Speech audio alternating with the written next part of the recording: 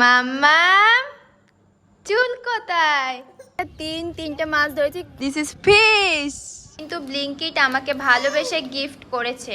Flashback. Hi guys, কেমন আছো তোমরা? আশা করছি তোমরা সবাই খুব ভালো আছো, আমিও ভালো আছি। চলে আসলাম নতুন একটা ইন্টারেস্টিং ব্লগ ভিডিও নিয়ে, তাই তো মাম্মা? ইয়ে জামা খুলে গেল। এই তো মাম্মাম এখন বিস্কুট খাচ্ছে, এই যে হাতে বিস্কুটটা খাচ্ছে, সাইডে যে পেয়ারা কেটে দিয়েছিলাম মাম্মাম খাচ্ছিল। আমরা এক্ষুনি দোকান থেকে আসলাম। আর গাইস, মাম্মামের একটা কিন্তু মিসিং হয়ে গেছে, কি বলতো?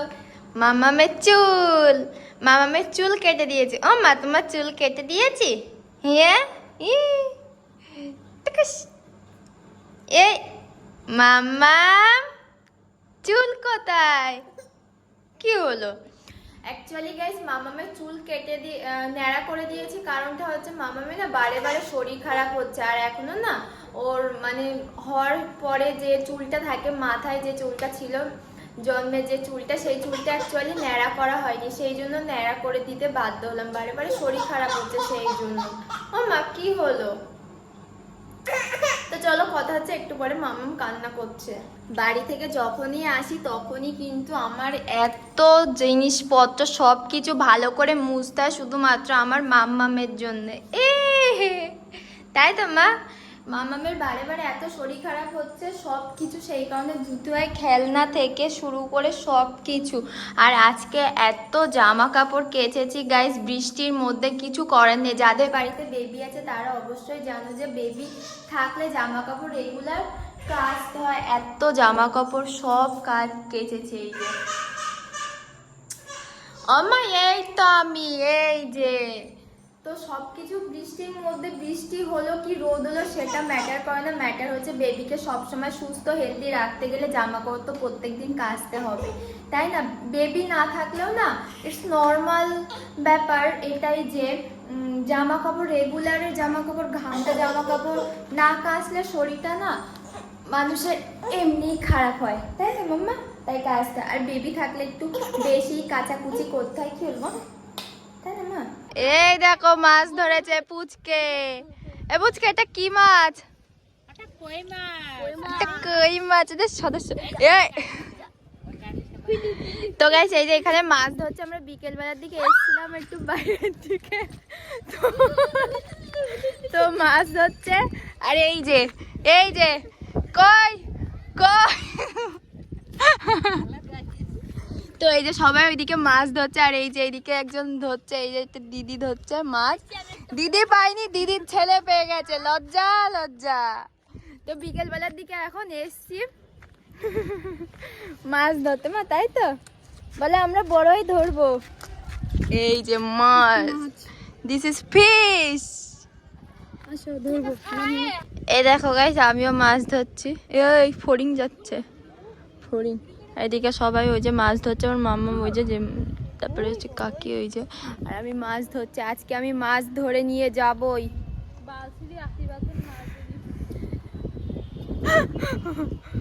প্রীতমের টাকা বাঁচাচ্ছি, টাকা মানি। আমিও পারি ধরতে প্রীতম।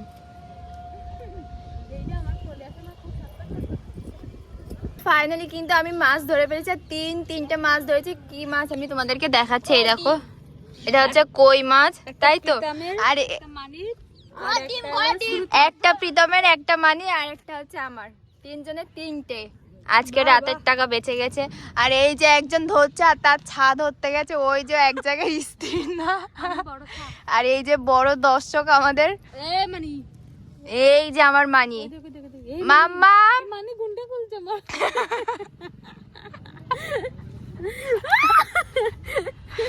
তো এই যে এখন মাছ ধরে বিকেলে বাড়িতে কি করব, তার জন্য টাইম পাস করার জন্য বাইরে এসে আড্ডা দিতে। এই যে এখানে কিন্তু সবাই ধরছে, ওই দিকটা, ওই যে।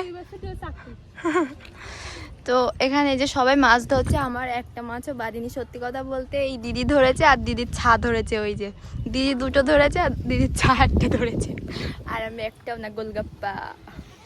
একটা মাছও ধরতে পারলাম না, জানি না।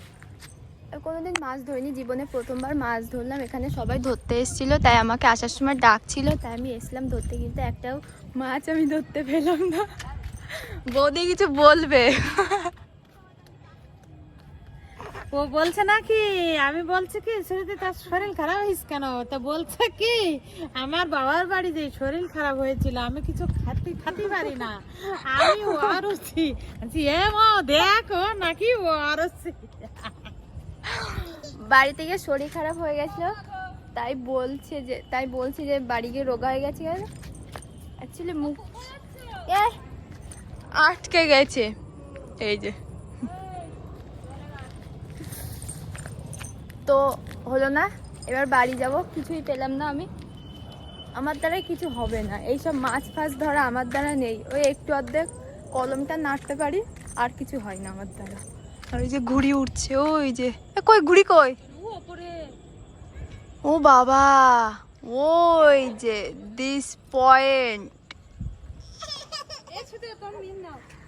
তো চলো এখন বাড়ি যাব।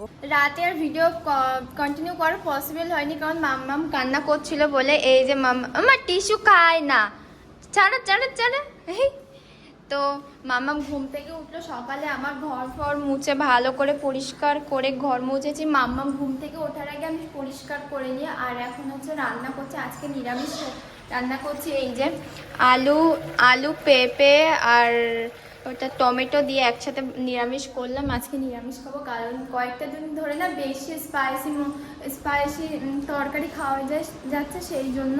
আর এখন হচ্ছে আমার সমস্ত কাজ করে, যে মামামের জামা কাপড় কেচেছি, ওদিকে মশারি কেচে রেখেছি, ওটা ছাদে দেবো। বালিশগুলি রোদে দেওয়ার চেষ্টা করছিলাম একটু, কিন্তু রোদ হচ্ছে না, বাইরে মেঘলা মেঘলা অবস্থা। কি হয়েছে মাম্মা?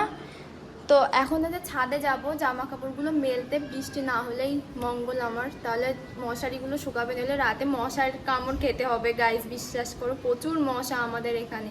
জানলা দরজা বন্ধ করলে তাও কিছুটা রক্ষা পাওয়া যায়, আর যদি খোলা বাই চান্স যদি ভুলে গিয়ে খুলে রাখি না, সেদিনকারে আর টেকা যায় না, এত মশা। তো আকাশটা এখন মেঘলা মেঘলা। আর কালকে হচ্ছে সোমবার, এখান থেকে দেখো আমাদের ঘর থেকে শিব ঠাকুরের দর্শন পাওয়া যাচ্ছে। এই যে হর হর মহাদেব। আমি এখনো পর্যন্ত একটা সোমবারও অ্যাটেন্ড করতে পারিনি, কারণ মামামের শরীর খারাপ ছিল, আবার আমার শাশুড়ির শরীর খারাপ ছিল, নিজেরও শরীর খারাপ হয়ে গেছিলো, সেই জন্য একটা সোমবারও রক্ষা করতে পারিনি, ঠাকুরের কাছে যেতে পারিনি, পুজোও দিতে পারিনি। যাই হোক, হয়তো কালকে দিতে নাও পারবো, মনে হয় না এবছর আর পসিবল হবে আমার দ্বারা।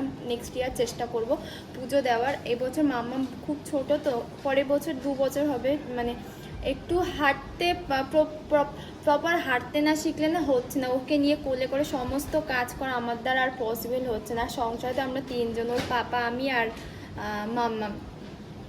মাম্মামকে ধরার মতন কেউ নেই, যেহেতু আমি শ্বশুর বাড়ি থাকি না, আলাদা থাকি, সেই কারণে নিজেকে সব কিছু করতে হয়, এভরিথিং সব কিছু নিজেকে, মানে জুতো পাট থেকে শুরু করে দিকে চণ্ডীপাঠ কী বলে জানি না, সব কিছু নিজে হাতে হ্যান্ডেল করে, ওর পাপা বাড়ি থাকে না। তো যাই হোক, সব কিছু এরমভাবেই নিজে সংসার গুছিয়ে নিয়ে চলছি। হয়তো আগামী দিনগুলো তোমাদের ভালোবাসা আশীর্বাদে চলবে, সংসার এরমভাবেই আরও সুখী হবে যদি তোমাদের ভালোবাসা পাই। তো চলো দেখতে থাকো ভিডিওটা। এখন জামা কাপড়গুলো মেলতে যাব। ছাদে এই যে এসেছিলাম, মশারি মেলে দিয়েছে, আর এখানে 3টে জামা মানে, আর মাম্মাম ওই যে খেলছে। ছাদে বিভৎস রোদ, নিচ থেকে মনে হচ্ছিল যে রোদ নেই, কিন্তু এসে দেখি ভীষণ তাপ, রোদ কম হলেও তাপ কিন্তু ভীষণ। মাম্মাম মাম্মাম এই যে খেলছে, ক্লিপগুলো নিয়ে খেলছে, আর আমি এখন ভাত খাবো, রাতের তরকারি দিয়ে ভাত খাবো। রাতে যে তরকারিটা যে গামলায় ছিল সেই গামলার মধ্যে ভাত নিয়েছি, কি করে এক্সট্রা করে আর থালা নষ্ট করব না, নোংরা করব না, সেই কারণে গামলায়। আমার মতো তোমরা কারা কারা গামলায় ভাত খাও আমাকে কমেন্টে জানাবে কিন্তু অবশ্যই। মামামের জন্য একটু লাঞ্চে সজনে ডাঁটা, আলু আর শিঙি মাছ দিয়ে একটু রান্না করছিলাম। ওকে যেহেতু এখন হচ্ছে স্যালাক্স, তারপরে বাইরের খাবার খেতে না করেছে ডাক্তারে, তার জন্য মামামকে কিন্তু এখন 3 বেলারই মাছ ভাত খেতে দিই, ভাত ছাড়া অন্য কিছু খেতে দিই না। তো মামামের জন্য রান্না করা হয়ে গেছে লাঞ্চে, তো এটাই খাওয়াবো মামামকে। মাম্মামকে আমি সবসময়ের জন্য, মানে ও হওয়ার পর থেকেই বিসলেরি জলটা খাওয়াই, 5 লিটারের যে জলটা আছে, তো ব্লিঙ্কিটে পাওয়া যায়, বেশিরভাগটা ওখান থেকে নেওয়া হয়। ওর পাপা কষ্ট করে যায় না, আর আমরা যে সাইডটা থাকি সেই সাইডটা না পাওয়া যায় না, তো অনেকটা দূরে যেতে, সেই জন্য ব্লিঙ্কিট থেকে অর্ডার করেছিলাম। আর ব্লিঙ্কিট কিন্তু আমাকে ভালোবেসে কি গিফট করেছে সেটা কিন্তু তোমাদেরকে দেখাই, চলো। তো বিসলেরি জল অর্ডার দিয়েছিলাম এই যে, আর হচ্ছে মা দাদাটা মাম্মামের জন্য একটা ক্রিম অর্ডার দিয়েছিলাম, সুতল অর্ডার দিয়েছিলাম, আর এই দুটো জিনিস কিন্তু ব্লিঙ্কিট আমাকে ভালোবেসে গিফট করেছে। এই দুটো আমি গিফট পেয়েছি ব্লিঙ্কিট থেকে।